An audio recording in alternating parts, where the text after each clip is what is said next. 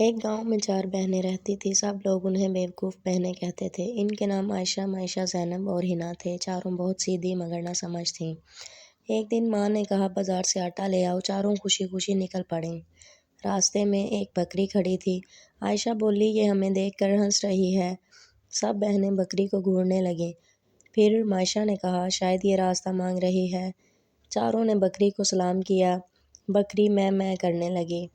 زینب بولی یہ تو جواب بھی دے رہی ہے۔ حنا نے کہا اسے بھی ساتھ لے چلتے ہیں۔ چاروں بکری کو لے کر بازار پہنچ گئیں۔ دکاندار انہیں دیکھ کر حیران ہوا۔ اس نے پوچھا یہ بکری کیوں لائی ہو؟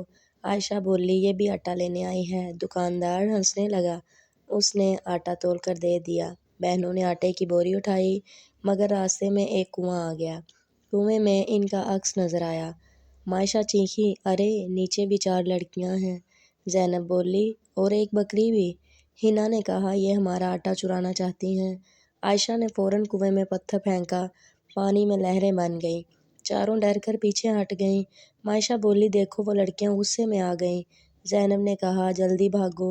سب آٹے کی بوری چھوڑ کر بھاگ پڑیں۔ بکری بھی ان کے ساتھ پیچھے دوڑنے لگی۔ گھر پہنچتے ہی ماں نے پوچھا آٹا کہاں ہے؟ عائشہ بولی کنویں والی لڑکیاں لے گئیں۔ ماں حیران رہ گئی۔ اس نے پوچھا کون سی لڑکیاں؟ حنا نے کہا ہم جیسی ہی تھیں۔ معیشہ بولی ان کے ساتھ ایک بکری بھی تھی۔ ماں اپنا سر پکڑ کر بیٹھ گئی۔ تب ابو گھر آئے۔ انہوں نے ساری بات سنی۔ پھر زور زور سے ہنسنے لگے۔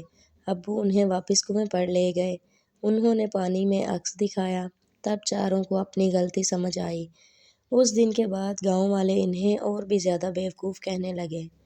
بغیر سوچے سمجھے کام کرنے سے ہمیشہ نقصان ہوتا ہے۔